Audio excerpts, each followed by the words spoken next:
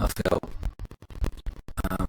anxious, so anxious that I was burning. My heart was beating really fast. I couldn't sleep.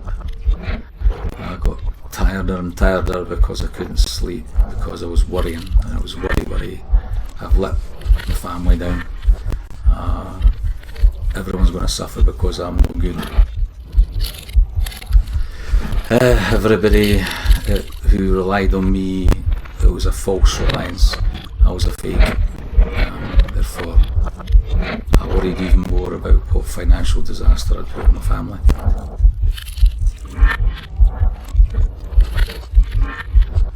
So, anxiety, nervous energy, lack of sleep.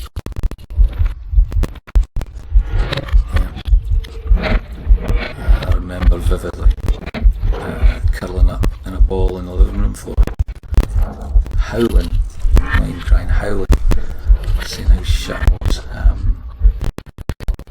I felt so bad. That's all I could do. I just wanted to be taken away from it.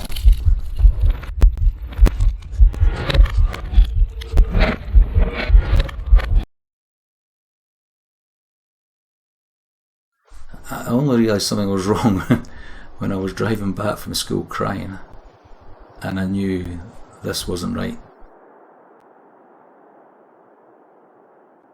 It was a build-up of stress in work and expectations of work, and then finding that I couldn't do it. I wasn't alone. Other people were struggling with it, but I just thought, I can't do this. Why? What's wrong with me? Why can't I do it? I'm a failure.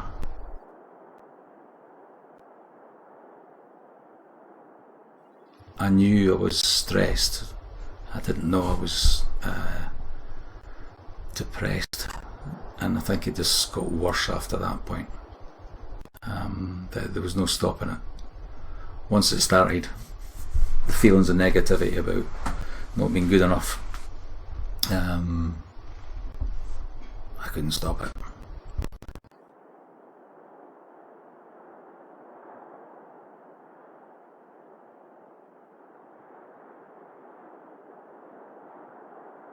The whole thing made me feel that I was worthless, so I didn't want to meet anyone. I didn't want to speak to anyone. I was so worthless that there's no point in. I shouldn't be indulging in my hobbies, which I love, my cycling and my books. I couldn't do that. I could see, and now I can, that these are the sort of things I should have kept doing. I should have kept in contact with people. I should have gone out on my bike. I should have gone to the cinema. I should have done this.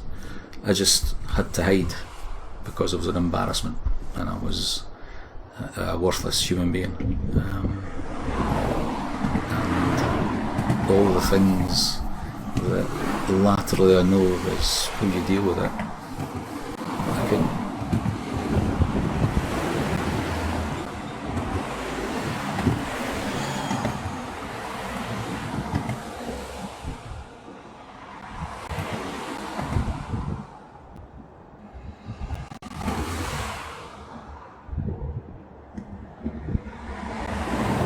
It consumed me. Finding a way to kill myself that nobody would get hurt with. If I didn't want to jump in front of a train in case the train driver had to suffer stroke. I didn't want to hang yourself in the forest because it might find you. But I didn't want to kill myself. But I did. And it was not a drama thing. It wasn't attention. I didn't want to kill myself. It was a useless piece of shit. I'm no good to anyone.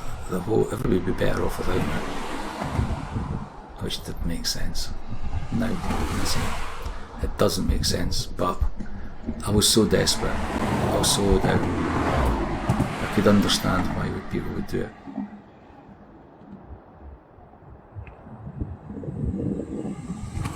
And I was so numb that I could feel that people in my position then I could see how they could do it. But unfortunately, I knew I couldn't because of my family. There's no way.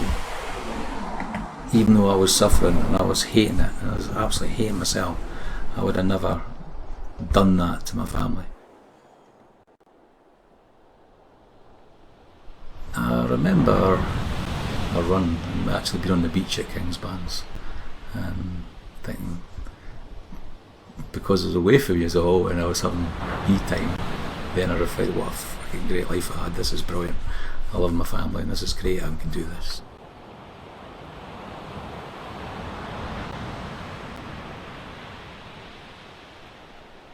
I am a guy who did a lot of things on his own, and I think when you're giving time to other people as your job, you sometimes a wee bit of time to yourself, but without being too selfish.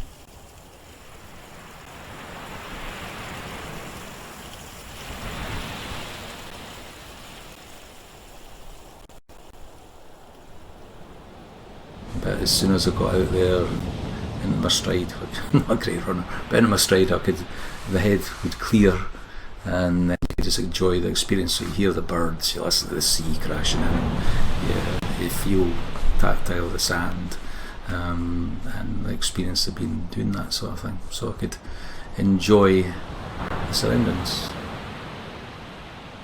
But yeah, at the start, rush, because all it was about timetabling, and at the end, yeah, more relaxed.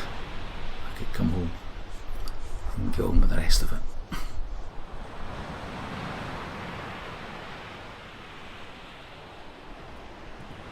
I know that I've had these issues.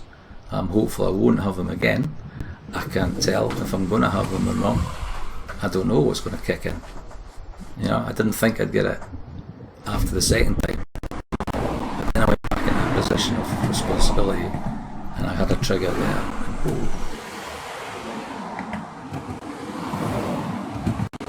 And I knew things were happening.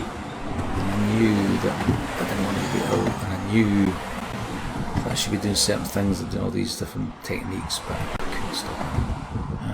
And that was also a frustrating thing, that to have this experience of 2 big episodes and then the third one to come again and know and be aware, because I was awareness of triggers and stresses, and because I couldn't get a grip with that made it worse. And for the second and third episodes I got better at dealing with it and saying, well, I can't do anything about it, I'm ill. If I had a broken leg and I was in a plaster, it's obvious. But because I've got a broken head, it's not obvious to see that I'm ill. I think the last time I was ill was much quicker because I did get it again. I would like to think I'm a better person for it. It was a good thing.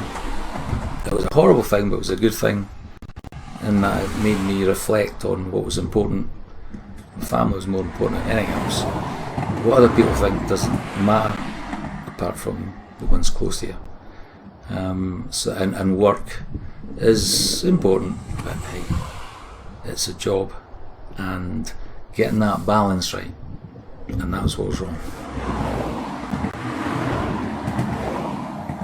The boys, I don't know, that we talked about, and I think they weren't fully aware of just how seriously ill it was, which is brilliant, because we're too young to deal with that at the time, but it's good to talk about now.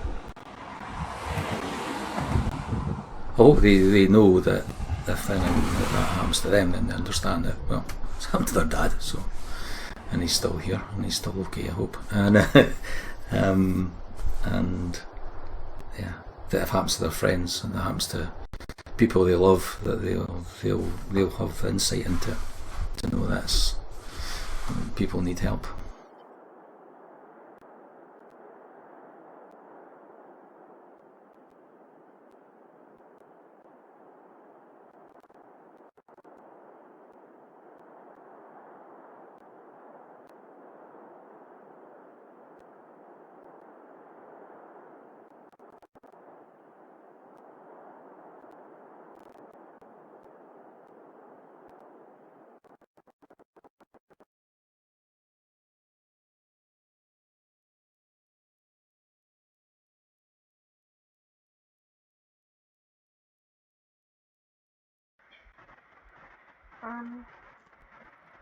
Yeah.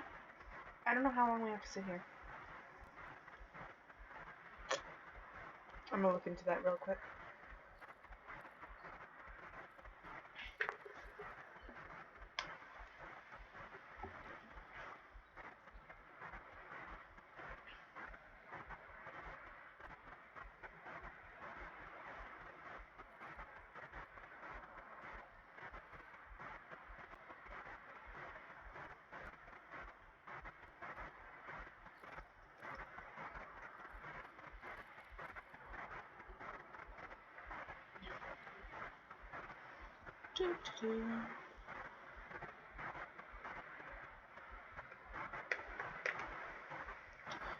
This is taking forever. I think mine's broken.